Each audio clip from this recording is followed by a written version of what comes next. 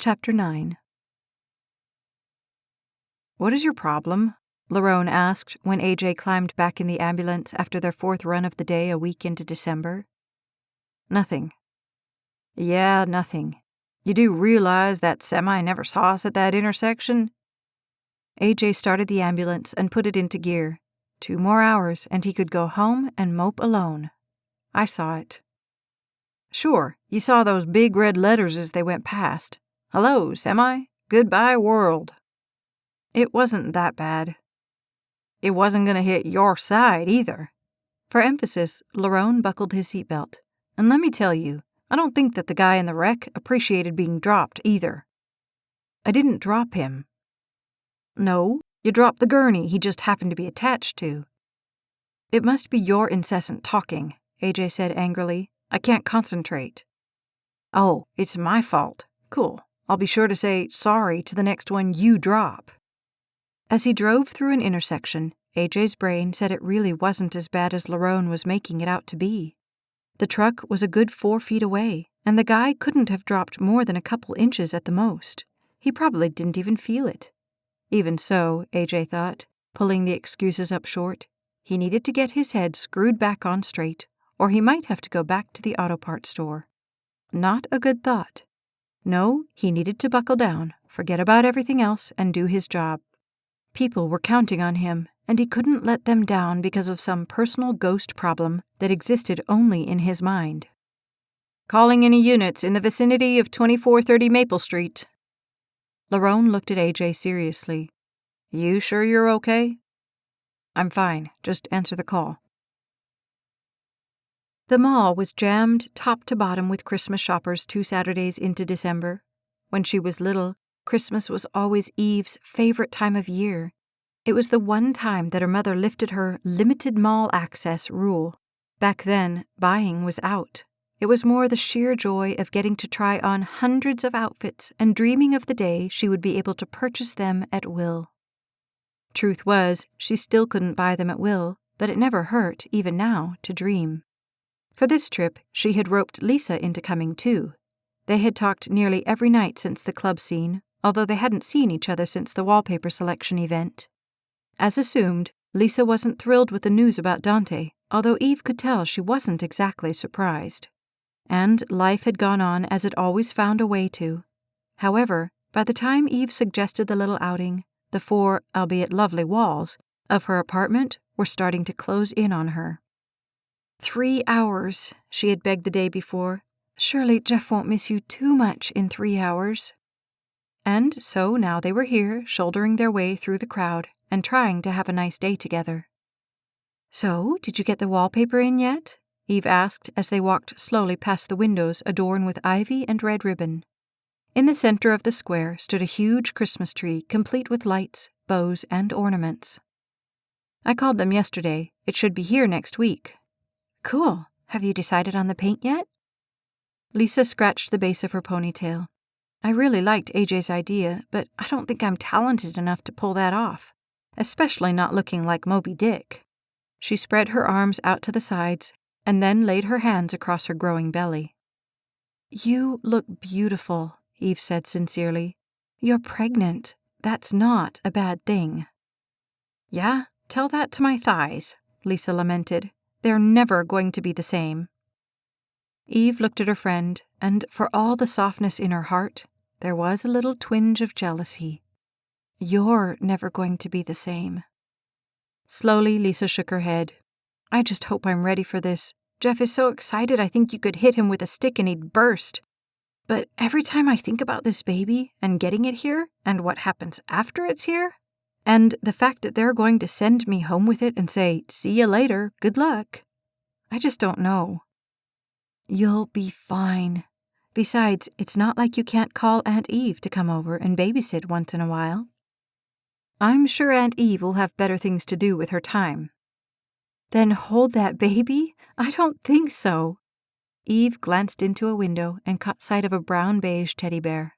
"Oh, look, that would go so great in Baby's room. You could sit it in that little rocking chair you were talking about. Come on, we've got to get it." "Jeff is going to shoot me if I get any more presents for this kid." Lisa said, dragging her feet as Eve pulled her to the store's entrance. Then I'll get it. My present. Then Jeff might shoot you, Lisa said seriously. Eve laughed, like he hasn't wanted to before. Come on. AJ, you busy tonight, man? Jeff asked over the phone wires the next Friday. Uh-oh, AJ said, having heard this setup before. Let me guess. You're short a hand and looking for another wallet. Something like that, Jeff said with a laugh. How about it? You in? All the good reasons to say no slipped through him, but they weren't good enough. Your place? 8 o'clock. All evening as they played, AJ listened for the doorbell, but for all his mental telepathy, it was silent. That was okay, he told himself. Seeing her again would be too hard. It was better if she didn't show up. However, just the fact that she might show up took what was left of his sanity and dumped it out the window. A straight, Gabe said, laying his cards on the table. 3 of a kind, AJ said, lamenting the death of the best hand he'd managed to acquire all evening. Darn, Gabe said as he pulled the money into his pile. Aces, too. You've got to hate that. Yeah, I'm so sure you're just heartbroken, AJ said, rubbing his sweating hands on his pants. I am. Don't I look heartbroken? Gabe turned his best dejected face to Jeff, who laughed. Miserable. Gabe smiled triumphantly as he turned back to AJ. See? Told you. Oh, by the way, speaking of miserable, Jeff said as he began shuffling the cards, thanks to your brilliant idea, I am now sponge painting tomorrow. Me? AJ asked incredulously when Jeff's gaze landed on him. What did I do? I think these 3 colors would look great sponge-painted, Lisa, Jeff said in a sweet voice, and he shook his head as he dealt the cards. I finally get a day off, and now I get to paint a whole room, pink, yellow, and blue. Oh, joy. Hey, Gabe said, don't rag on him. You were the brilliant one that was so excited about having a kid, remember? Well, no one told me I'd have to paint. AJ laughed. It's really not that bad. Won't take more than a couple hours, tops. Not for you, maybe, Jeff said, throwing his money in. Me, on the other hand, will have to figure out how to get the paint where it's supposed to be and not everywhere else, which is probably where it will end up. I'm telling you, it's not that bad, AJ said as he tossed $1 into the pile, laid 2 cards aside, and took the 2 Jeff dealt him. I'll even come help you if you're that desperate. Sure you will, Jeff said as he dealt Gabe a couple cards. I will. Just tell me when to be here. I'm in, Jeff said. Not me, Zach said, folding his cards. I'm in, AJ said, and he looked at Gabe. Okay, I'm in. They went once more around the table with both Jeff and AJ staying in. Nope, Gabe said when it came to him. Too many for me. Jeff looked across the table at AJ. I raise you $1. I see your $1 and raise you another. A smile of triumph slipped onto Jeff's face. Call. What you got? 4 of a kind, AJ said, barely holding the smile back. Ah, no, Jeff groaned. Full house.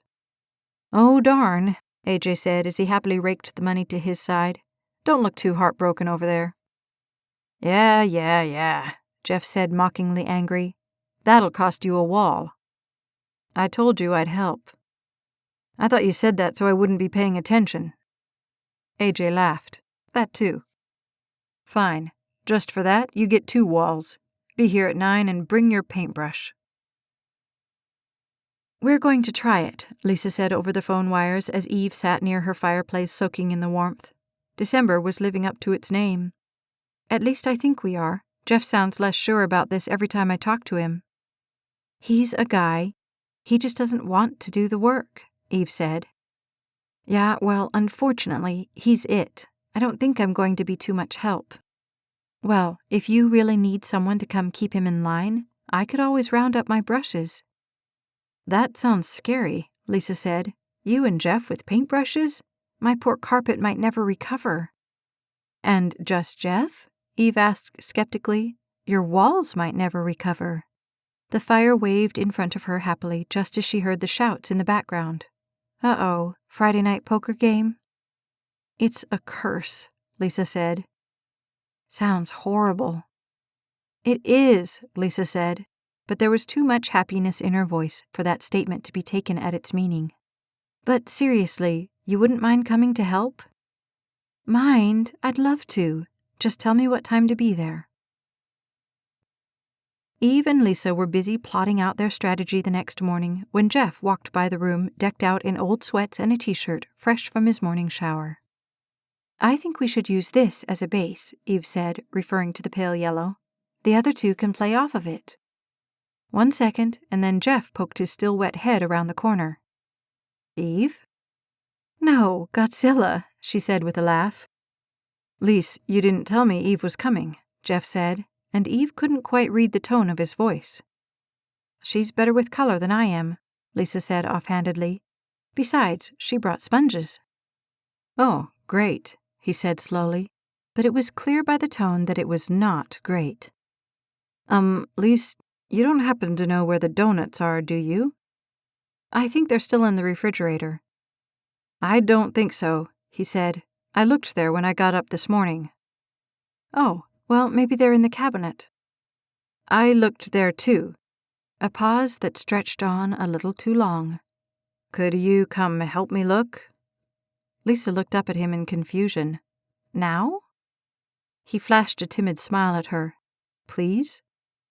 Less than happy, Lisa sighed and walked to the door to follow him out. Eve tried not to read too much into the exchange, but every indication screamed that her presence was not welcome. She considered leaving, but Lisa had asked, and Eve hated to abandon her. Then she heard the whispers in the kitchen. Definitely not a good sign. She remembered those whispers. Dustin was good at fighting so no one else heard. Apparently, it was a guy specialty. Their intensity escalated. Then, just as Eve gathered the nerve to simply leave, the doorbell rang, and the whispers stopped abruptly. Had there been a back door other than in the kitchen, she would already have been out of it. She could always claim a headache. It wouldn't be that far from the truth. A minute, 2, and suddenly there were voices in the hallway. Unfortunately, they were missing a distinctive feminine quality, and her nerves jumped to the surface. We were just looking for the donuts, Jeff said.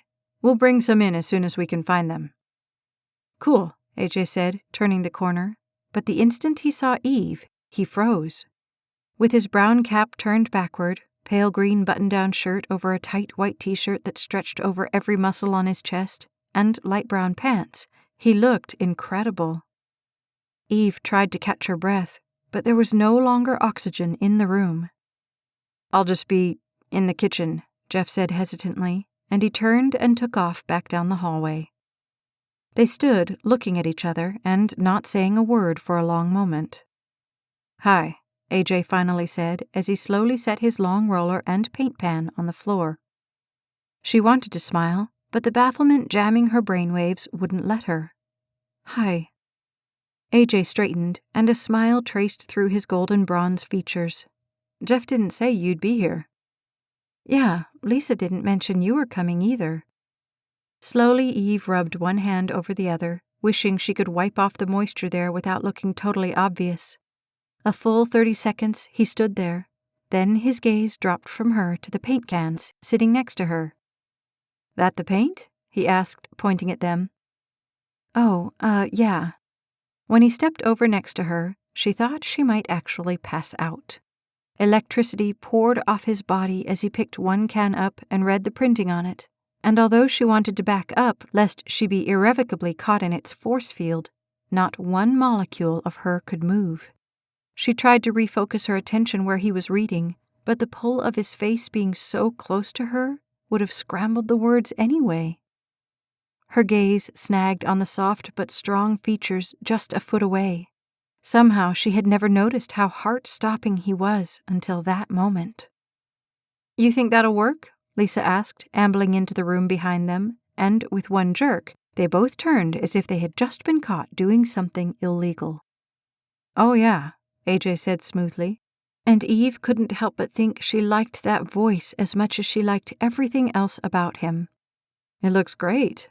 How are you planning on doing this anyway?" Eve thought the yellow would be a good base, and then the other two could be sponged over it. "Sounds good," AJ said, glancing over at Eve, but it happened so quick she didn't even get a good look into his eyes before they were gone. "Donuts," Jeff announced, sidling into the room with a plate full of food. "Ah, the magic words," Eve said with a laugh, and the other three looked at her in surprise. Timidly, she shrugged. "For AJ," she clarified, although it clarified nothing. "You feed him, he'll do anything." Instantly, 2 disbelieving stares hit her head on, and the one next to her sank to the floor and didn't dare look over at her. She dug her hands into the pockets of her jeans, wishing she knew what to say to take those words back. I just mean I gave him pizza and he helped me move," she said, fighting to get out of the hole she was digging for herself. But that didn't help. Finally, with no other option, she dropped the subject altogether. "Sure, I'd love a donut." She reached over and pulled one off the top. For good measure, she took a large bite. That's good." Jeff looked at her like she had lost her mind, and although Lisa looked much closer to laughing than shipping her to the funny farm, she certainly wasn't jumping in to help her friend salvage the wreck. "You got chocolate?" AJ asked from behind her, and Eve jumped involuntarily. "Light and dark," Jeff said, offering the plate to AJ. Just as Eve took another bite, AJ reached past her to the plate and snagged a donut for himself.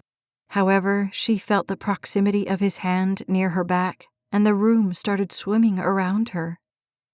"Nothing like a nutritional breakfast," AJ said, as though she hadn't just totally embarrassed him, and she managed a grateful glance over at him. "Are we going to eat or paint?" Lisa finally asked as Eve popped the final piece of donut into her mouth and wiped her hands. "Let's rock and roll," Eve said. "Tunes," Jeff said, setting the plate down and departing. In seconds from the living room, the piano lead-in for old-time rock and roll started, and Eve had to stifle the laugh. "Hope you don't mind Seeger," Jeff said when he came back in the room. "Great dance music," AJ said, pinning Eve with a smile, and her heart soared. "Okay, what's first?" Jeff asked, slapping his hands together. AJ and Jeff taped off the walls and then applied the first coat of yellow with the rollers as the women decided which other color would be best with the sponge patterns they had available, and then they oohed and awed over the wallpaper. Up and down the ladder AJ went, painting first the top by the ceiling and then the bottom by the baseboard. It quickly became apparent that Jeff was not kidding about not having much experience painting, so AJ had given him free rein on the center of the wall while AJ worked on the top and bottoms. 2 walls were finished and drying when the trips up and down started to take their toll on AJ's cooling system. "Man, you'd think with it being December it wouldn't feel like an oven in here." He shook his top shirt to get some air before wiping the sweat from the band of his cap with the hand holding the paintbrush. "I could turn the air conditioner on," Lisa offered. "No, I don't want the rest of you to freeze." He climbed down, moved the ladder, and climbed back up again. "They've got curtain material that goes with this," Lisa said to Eve, "but I'm afraid my sewing would be worse than Jeff's painting." "Thank you for that comment," Jeff said. "You're welcome," Lisa said sweetly, and Jeff looked up at AJ and shook his head in exasperation. AJ laughed as he returned his attention to the wall. However, the closer he got to the ceiling, the hotter it got. "You know, I'm not so bad with a sewing machine," Eve said. "I used to make my own clothes in high school. What kind of curtains did you have in mind?" The lilt of her voice drifted over him, and suddenly AJ wasn't sure if it was the ceiling or something else making his temperature rise. "Something simple," Lisa said. "A valance in this material, and then maybe a shade in the blue." "That would be cute." AJ tried to wipe the heat off his forehead, but it was going nowhere. Finally, in desperation, he set the brush in the pan and jerked off his top shirt. "Nice and toasty up there?" Jeff asked as AJ wadded up the shirt and threw it into the center of the room. Instantly, Eve's gaze chanced on him and stopped. He scratched one ear in embarrassment and returned his attention to the wall. "Yeah, Something like that. The yellow base was drying, and rather than waste time with the four of them making lunch, Eve had gallantly offered to stay and help AJ with the blue sponge paint design. It wasn't difficult to see what Jeff and Lisa surmised by the offer, but Eve didn't really care. Ever since he had shed the outer shirt, all she wanted to do was get closer to him. Far from the little kid he looked like most of the time, he now looked stunningly mature. The paint tray rested on the top of the ladder between them as she stood on one side and he on the meager rungs of the other. "You were a painter, huh?" she asked as they worked the sponges randomly over the wall. 18 months, he said, focusing on the wall. "Why'd you quit?" "Too many hours, not enough pay." "So you became a paramedic for the money?" she asked incredulously. "No. Then I flipped burgers for a couple months until I moved out to LA. He backed up to gauge the evenness of the pattern. "Yeah, Melody said that. You were a drummer?" He shrugged offhandedly. "I tried." "It didn't work out?" "I guess I wasn't good enough." He added 2 more impressions and nodded in satisfaction. "I find that hard to believe," she said, watching him even as she put on the paint.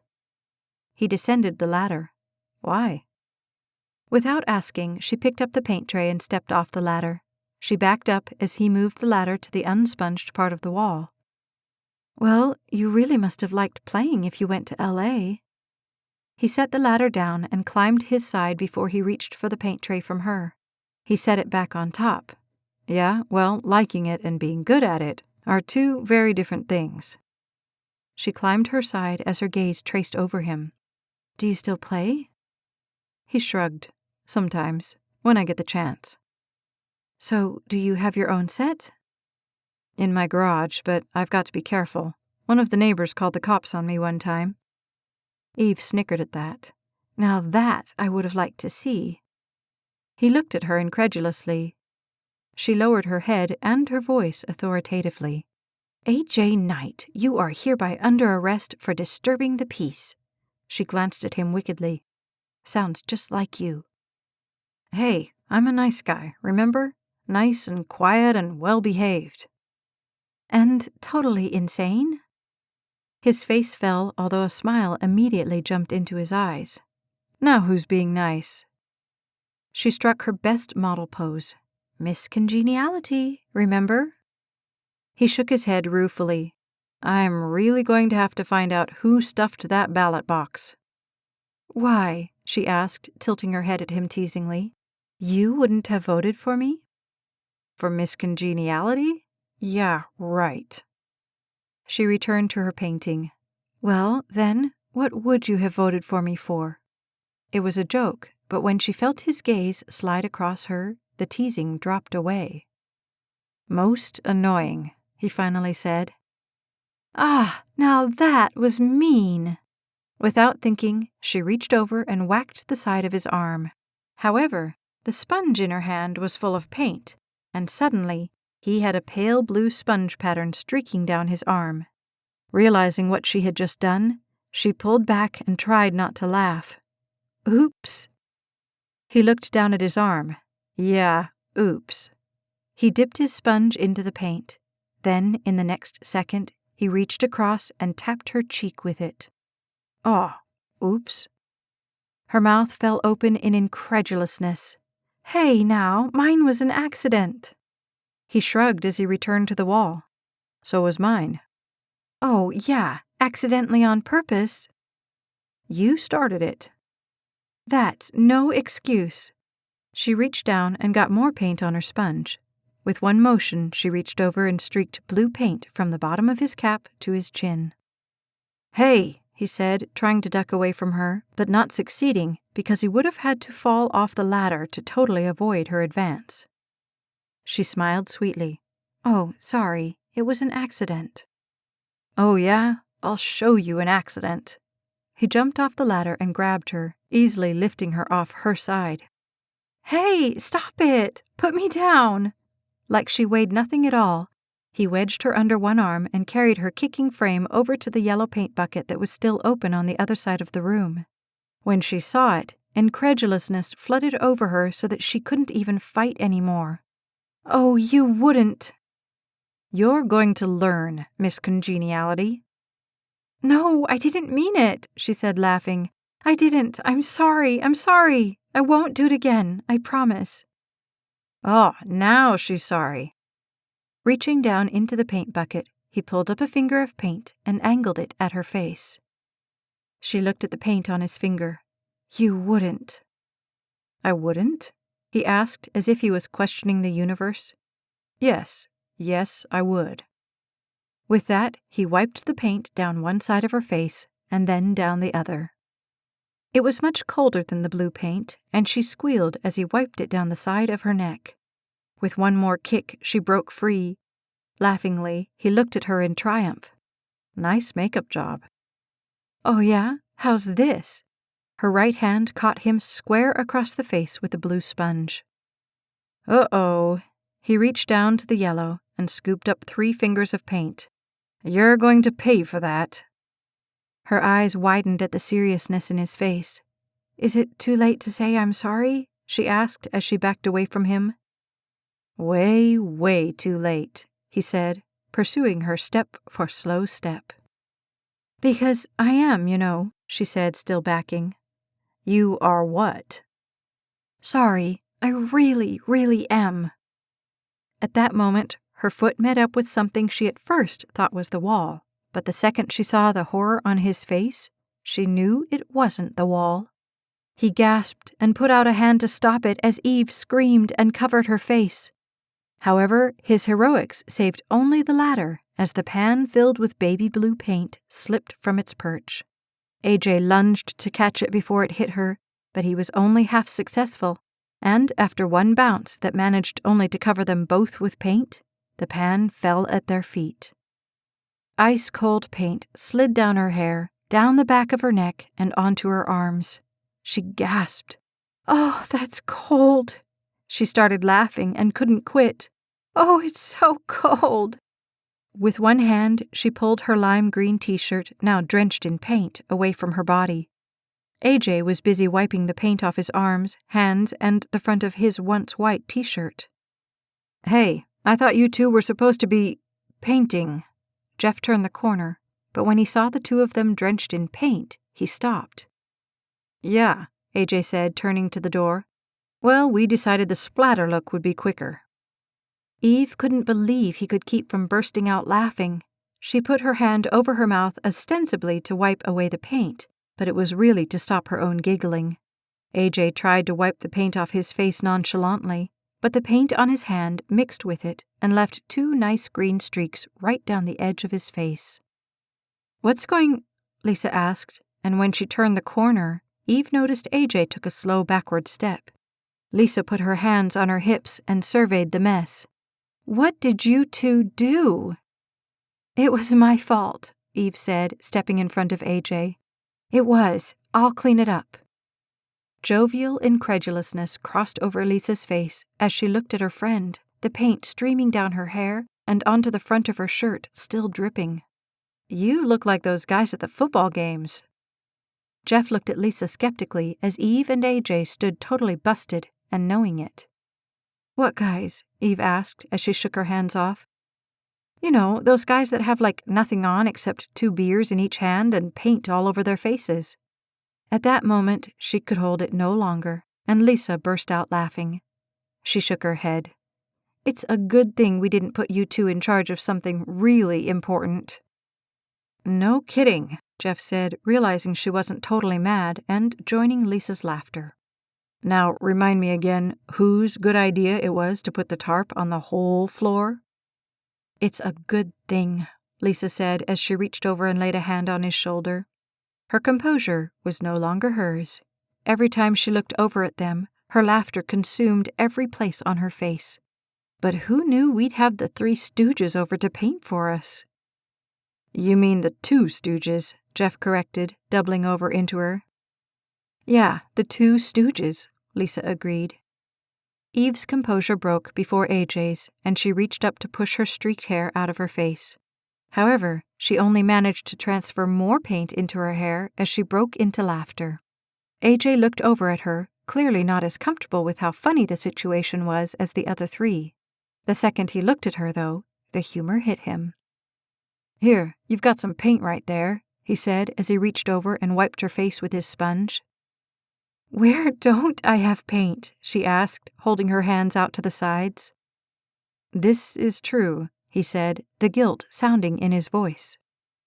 Then Eve glanced at the wall, and splattered was a good word for it. The bottom third had light blue streaks all over it. Oh no! "Quick, get a sponge," AJ instructed when he looked at it. Without question, she grabbed her sponge. "Just go over the splatters." Oblivious to the fact that his brown cap now had streaks of blue and that they had an audience, he grabbed his sponge and started working on the wall. In less than a second, Eve joined him. Every splatter she found, she covered with her sponge so that the splatters became only recognizable sponge patterns. "We should have done this to begin with," she said. "Saves a lot of time."